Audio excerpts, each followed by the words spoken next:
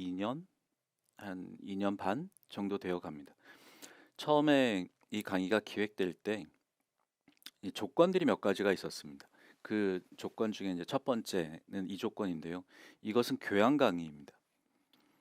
뭐 이 수업을 수강 신청하시는 분들 중에서 신입생분들도 많았고, 그리고 뭐 재학생분들도 많았지만, 신입생분들한테는 이게 교양인지 혹은 전공인지를 구분하는 것도 그 저한테는 되게 중요해 보이거든요.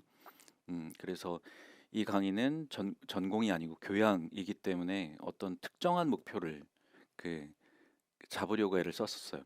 이제 그래서 이 강의의 조건 첫 번째는 교양, 그리고 교양의 영역 중에서 디지털 리터러시라고 분류되는 영역입니다. 이 디지털 리터러시에 대한 얘기를 먼저 간단히 드려볼 텐데요. 디지털 리터러시는 뭐 온갖 군데에서 검색을 해보실 수 있을 텐데, 그러니까 무슨 정해진 정의 같은 건 없습니다. 합의된 정의가 없다는 정도로 말씀드릴 수 있을 것 같은데요. 그저 디지털이라는 것은 물리적인 형식으로 뭐 명쾌하죠. 네. 하지만 저 리터러시라는 단어는 그렇게 명쾌하진 않거든요. 그래서 제가 디지털 리터러시라는 그 범위 내 교양이어야 하기 때문에 제가 집중했던 부분들을 좀 말씀드려보겠습니다.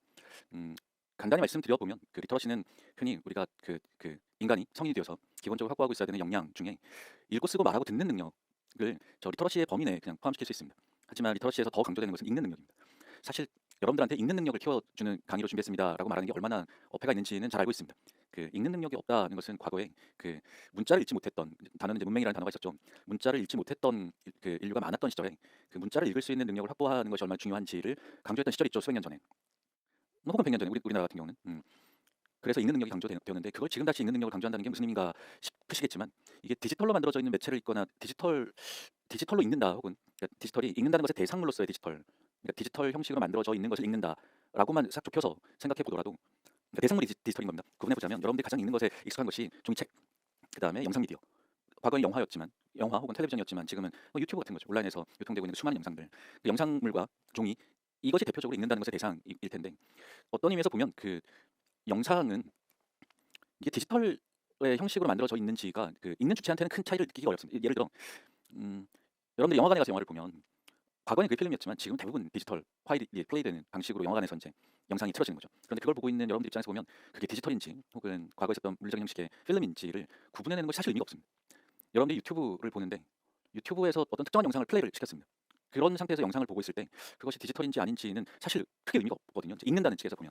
그런데 쭉 특정 영상에서 쭉 밖으로 빠져나와서 이제 유튜브라는 전체적인 영상이 디스플레이되고 정리정돈되고 영상을 고르는 인터페이스, 검색하거나 뭐 이렇게 하는 거죠. 혹은 플레이백하거나 뭐 앞으로 보내거나 뒤로 보내거나, 혹은 뭐 특정하게 검색해서 특정한 프레임워크를 쫓아가서 본다던가, 이런 방식은 과거에는 필름으로는 불가능했던 방식이니까요. 그렇게 그 디지털이라는 형식을 가진 새로운 매체를 읽는 능력이 우리한테 충분히 발달해 있는가라고 물어보면 살짝 애매해지는 거죠. 그런 게 충분히 있나라고요. 그런데 영상이 아니라 완전히 디지털 대상물인 경우들이 있습니다. 완전히라는 단어는 좀 이상합니다. 스펙트럼을 이렇게 놓고 보면 여기에 종이책이 있고, 혹은 그거 비슷한 곳에 필름이 있고, 그다음에 어디쯤 영상이 있고, 그리고 이쪽 디지털이라는 곳을 더 움직여 가서 만들어진 매체들이 있거든요. 점점 등장을 하는 거죠. 그 매체 중에 하나를 이번 수업 시간에 빅데이터 활용 생활 탐구, 그러니까 빅데이터인 겁니다. 예, 빅데이터는 훨씬 더 디지털에 가깝거든요. 디지털 쪽의 끄트머리에 있는 것들로는 뭐 빅데이터이거나, 혹시 여러분들 뭐 그런 거 관심 있으신지 모르겠지만 이제 디지털 트윈과 NFT, 혹은 뭐 코인과 블록체인과, 그다음에 뭐 여러분들도 많이 이제 사용하시고 계시죠? 인공지능, 이런 것들은 이 디지털, 이 스펙트럼에 피지컬과 디지털로 나눴을 경우 이 디지털의 끄트머리쯤에 있는 것들이겠죠. 근데 이런 것들을 읽는 능력이 우리한테 충분히 발달해 있는가라고 물어보면 살짝 아니 잘 모르겠다. 나에게도 그 능력이 충분히 자라는지 잘 모르겠고, 학생들이 그걸 충분히 확보하고 있을까로 물어봐도 잘 모르겠고, 이런 상태입니다. 그래서 이 강의가 만들어질 때 교양의 영역인데 디지털 리터러시 카테고리에 있는 교양의 과목을 만들어야 한다는 것이 어떤 의미에서는 도전 과제였고, 여튼 반드시 필요한 우리 측에 확보되어야 하는, 혹은 우리 측에서 여러분과 저한테서 충분히 확보되어야 하는 새로운 역량이라고 부를 수 있겠구나. 이게 디지털 리터러시입니다. 그래서 디지털 리터러시를 가지고 잠깐 좀 더 해보면, 그것을 읽는 능력을 넘어서 제가 강조해보고 싶었던 것은 이런 내용입니다. 그러니까 이제 빅데이터로 한정해서, 방금 말씀드렸던 피지컬과 디지털이 있고, 그다음 여기 빅데이터가 있고 인공지능이 있고 뭐로 있다고 치고, 이제 빅데이터로만 딱 옮겨놓고서 우리 수업은 빅데이터를 중심으로 구성됐으니까요. 빅데이터를 이해한다는 것이 뭔지, 방금 이제 빅데이터를 읽는다는 것에 대해서 말씀드렸는데, 빅데이터를 읽는 방법으로만 딱 한정해서 말하면 저한테는 크게 두 종류입니다. 계산 가능한 형태로 빅데이터를 읽을 수 있습니다. 그러니까 그러면 이제 어떤 것들이 이루어져야 되냐면, 많이 들어보셨죠? 뭐 파이썬처럼 빅데이터를 다루는 새로운 도구들이 있습니다. 그러니까 뭔가를 읽을 때 우리는 기본적으로 사용하는 도구가, 그러니까 가시광선을 인식하는 우리의 시각 시스템, 가시광선을 처리하는 우리의 그 시각 시스템이 읽는다는 것에 도구가 되죠. 그런데 빅데이터는 그거 말고 다른 도구들로 읽어야 합니다. 일반적으로 흔히 그게 이제 파이썬처럼 그 새로운 언어인 거죠. 어떤 특정한 코드들로 만들어져 있는 연속된 문장을 생성을 하고 그 연속된 문장을 실행을 하면 결과값이 돌아 나오는 빅데이터 그 자체는 우리의 시각 데이터 처리처럼 읽을 수 없거든요. 그러니까 뭔가 코드로 만들어져 있는 명령의 어떤 한 단위의 코드 체계를 통해서 빅데이터를 불러오는 거죠. 그렇게 해서 자기가 보고 싶은 것들을 보는 이 부분은 그 스킬이 제법 많이 필요합니다. 그러니까 단지 그 코드를 다루는 스킬을 넘어서서 무엇을 봐야 할지 그리고 그것을 보기 위해서 어떤 논리적인 설계를 해야 하는 건지 이런 식으로 다뤄야 할 것들이 많습니다. 저는 이 수업이 교양 수업이기 때문에 지난 학기 1년 남짓 이 수업을 들었던 학생들 중에 그 코드를 다루는 것에 익숙한 전공은 지금 뭐 경험적으로 느낌은 한 20% 정도의 수강생밖에 안 됩니다. 나머지 수강생들은 전부 그 코드를 다루는 것이 자신의 전공의 범위 내에 거의 들어와 있지 않은 전공 학생들이었습니다. 그렇기 때문에 이 빅데이터를 읽는다는 것을 대상으로 다룰 때 사용하게 되는 하나를 이번 수업에서는 주로 다루지 않을 생각입니다. 그러니까 파이썬과 같은 그 새로운 언어 체계로 이 빅데이터를 읽으려고 하는 이 역량은 일단 이 수업에서는 배제한다. 이것은 전공 영역에서 그 여러분들에게 필요한 역량이 자라날 수 있는 그런 경험을 하셨으면 좋겠어요. 그런데 남는 게 뭐냐는데요. 이 빅데이터를 그 자체를 읽을 수 있는 그 빅데이터 사례들을 여러분들한테 소개해드리고 싶습니다. 그렇게 준비를 했고요. 그렇다면 저한테는 그렇게 빅데이터를 읽는다면 그것의 의미는 앞에 보이시는 슬라이드처럼 의미입니다. 그러니까 세계를 읽는 새로운 방법 혹은 도구로서의 빅데이터입니다. 빅데이터 그 자체로 보는 게 아니라 빅데이터는 어떤 세계를 그러니까 대표하는 어떤 인공물이거든요. 그러니까 처음에 말씀드렸던 것처럼 여기 종이책이 있습니다. 종이책은 그 자체로도 읽는다는 것의 대상이 되지만 이 종이책에 쓰여져 있는 문자열들이 표상하는 세계가 있는 겁니다. 그 세계를 그 우리들의 인간의 언어 가장 익숙한 언어인 그 글자 문자로 표상을 한 겁니다. 이쪽 뒤의 세계는 굉장히 개념과 이론과 추상의 세계일 수도 있고요. 아니면 그냥 현실의 세계일 수도 있습니다. 어떤 현상을 정리정돈해서 글로 만들어 놓은 것을 우리는 읽는 거죠. 이것에 집중을 해보면 종이책 말고 앞에 말씀드렸던 영상 말고 그리고 사진, 이미지 말고 혹은 그림 말고 혹은 어떤 의미에서는 이 수업은 음악하시는 분들도 들으시거든요. 그럼 여기 음악 말고 그다음 이 수업을 듣는 몸을 움직이시는 분들도 그러니까 이 수업을 들으시거든요. 그러면 어떤 그 몸을 움직이는 것은 저한테 익숙한 방식이 아닌 세계도 아닙니다만 뭔가 드러내야 하는 아이디어가 있는 겁니다. 아까 추상 수준이 높은 이론과 개념을 문자로 추상화했던 것처럼 드러내야 하는 아이디어가 있는데 그게 이론인지는 잘 모르겠습니다만 어떤 개념일 수도 있고 아이디어가 있는 겁니다. 그것을 드러내는 방법으로 몸을 사용하는 뭐 이런 분들도 계시니까요. 자, 여기 보면 이쪽에 어떤 세계가 있습니다. 과거에 이 세계를 드러내던 어떤 기호들이 있습니다. 이걸 읽는 것을 우리는 리터러시라고 흔히 불렀는데 디지털 리터러시입니다. 빅데이터입니다. 빅데이터를 읽는데 빅데이터가 표현하는 그 세계를 빅데이터로 읽어보자는 시도입니다. 복잡하십니까? 설명하려고 애는 썼습니다만 이 내용들이 이 수업의 전체적인 절반은 이 경험을 해볼 수 있는 사례들로 구성되어 있습니다. 그러니까 세계를 바꿔가는 겁니다. 제가 추천드리고 싶었던 세계 중에는 수천만 권으로 이루어진 책, 저한테 이것도 세계고 여러분과 제가 교실에서 만났다면 여러분과 제가 공유할 세계인 교실도 저한테는 세계고 당연히 여러분들한테도 세계고 행성 단위의 지구에서 발생하는 현상 이것도 세계죠. 그 현상을 빅데이터로 드러내는 겁니다. 그리고 우리는 빅데이터를 읽을 텐데 빅데이터 그 자체를 읽는 것에 영향을 키운다 이게 아니고요. 빅데이터를 통해서 그 세계를 읽는 방법. 그 세계를 빅데이터를 통해서 읽으면 그런 의미에서 새로운 방법이나 도구로 읽으면 우리는 뭘 읽을 수 있고 과거와 다르게 어떤 새로운 것을 읽을 수 있을까? 그리고 그걸 읽는다는 것은 또 무슨 의미일까? 종이책을 읽는 것과 달리 빅데이터를 읽는다는 것이 그런 이야기를 여러분들한테 해드리고 싶고 이 아이디어를 여러분들한테 전달하는 것이 1차적인 목표입니다. 그러니까 여러분들이 속해 있는 전공 의 세계 혹은 여러분들이 일상생활을 하는 생활 세계를 읽는 겁니다. 여러분들은 그것을 읽으셔야 합니다. 계속 읽으셔야 합니다.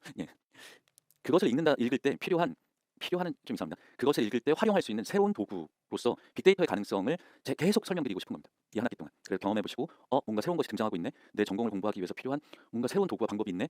과거와는 좀 다른 것 같은데 이런 경험을 제공해 드리고 싶은 겁니다. 그래서 이 한 학기 영상 강의의 적어도 절반은 사례입니다. 그러니까 세계를 읽는 새로운 방법 혹은 도구로서의 빅데이터 사례를 여러분들한테 소개해드리고 추천해드리고 하는 것이 이 강의의 절반 정도가 됩니다. 제가 추천해드리는 사례 한번 사용해 보시고요. 사용해 보시면서 어떤 아이디어들을 생각의 변화를 경험하셨으면 합니다. 이게 앞에 제일 중요한 목표라는 표현을 쓰긴 했습니다만 이것도 저한테는 굉장히 중요한 목표입니다. 여러분들은 대학에 이번 입학하셨거나 혹은 대학에 재학 중이시죠. 대학은 대부분 거의 99% 이상 대부분 그 전공에 속하게 됩니다. 그 전공을 그 세계라는 저의 단어 속에 넣어서 생각을 해보는 겁니다. 이 한 학기 강의를 들으시고 난 다음에 내 전공에서 이거 활용해 볼 수 있겠다. 이 빅데이터들은 내 전공과 관련된다. 빅데이터를 발생시키는 것이 가능하다면 내 전공 세계에서 빅데이터를 발생시켜 보고 싶다. 어떤 빅데이터를 발생시킬 수 있을까? 그게 무슨 의미가 있을까? 이런 생각들을 해보실 수 있는 기회를 여러분들이 가져오셨으면 좋겠습니다. 이 빅데이터 활용 아이디어 개발은 제가 할 일이 아니고요. 이 영상을 보고 계신 여러분들이 하실 일입니다.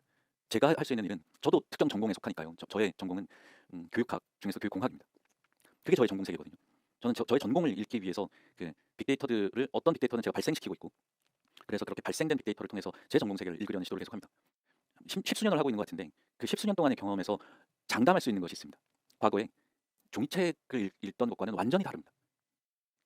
종이라는 가장 일반적인 매체와도 완전히 다르고 영상, 뭐 사진 이런 것과도 완전히 다릅니다.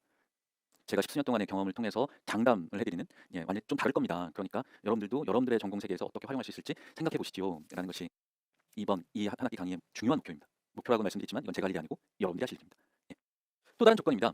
앞서 잠깐 말씀드리긴 했는데 여기 수강 신청하신 분들은 다 알고 들어오셨겠지만 녹화 영상 기반의 온라인 강의로 초기에 기획되었습니다. 녹화 영상 기반의 온라인 강의로 기획되게 된 이유가 그 뒤에는 대형 강의를 열어야 하는 어떤 그 필요가 발생을 한 겁니다. 대학에서. 이유는 디지털 리터러시의 역량을 기르는 것이 매우 중요한데 디지털 리터러시라는 카테고리로 교양 강의가 충분히 많아지지 않았습니다. 아직 계속해서 늘고는 있습니다만 아직 모자랍니다. 많은 학생들을 듣게 열어주어야 한다. 이 수업에서. 라고 초기에 기획되었고 그래서 목표는 100명 이상의 수강생을 목표로 합니다. 1년 동안 이 수업을 직전에 1년 동안 이 수업을 수강한 학생은 얼추 약 350명 정도 됩니다. 두 학기 동안에. 계절학기에는 열지를 않았었는데 계절학기까지 열었다면 거의 500명 정도가 수강을 했을 겁니다. 이번 학기도 당연히 100명이 넘습니다.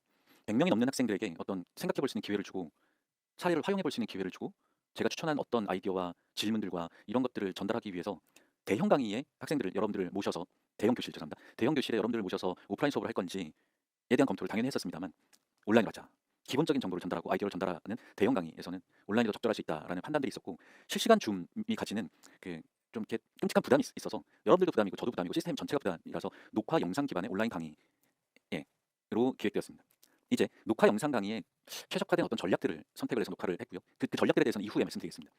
그렇게 해서 두 번째 조건 녹화 영상 기반의 온라인 강의 그리고 대형 강의입니다.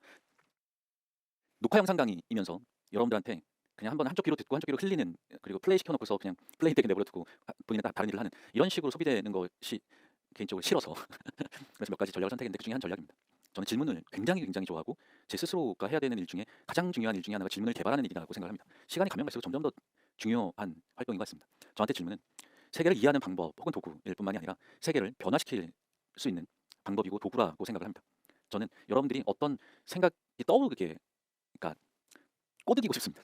어떤 생각, 어떤은 제가 정한 게 아닙니다. 여러분들 속에서 발생하는 생각이니까 저는 어떤 생각이 여러분들한테서 발생하게 해드리고 싶고 그리고 생각의 변화가 발생하게 해드리고 싶습니다. 한 학기 동안. 그러기 위해서 녹화 영상 강의에서 집중할 수 있는 하나의 아이디어로 질문입니다. 한 학기 동안 녹화 영상 강의를 들으시면서 아주 많은 질문들을 접하시게 될 겁니다. 아주 많다고 해도 뭐 100개 이런 건 아니고요. 10여 개는 넘습니다. 20개? 30개? 뭐 그 정도일 수 있습니다. 질문 하나하나를 하나, 두 개, 하나, 둘, 셋, 넷 이렇게 센다는 것이 무슨 의미인가 싶긴 합니다만 그래서 질문에 집중을 하려고 했고요. 그래서 이 질문이 가지는 의미를 조금 풀어서 말씀드려보면서 그 여기에 세계를 이해하는 방법 그리고 세계를 변화시키는 방법으로 제가 제 전공 세계에서 어떻게 이 질문이라는 것을 사용해 왔는지를 제 얘기를 들려드리는 것으로 사례입니다. 사례. 여러분들이 참고하실 만한 사례로 제 경험을 들려드리겠습니다.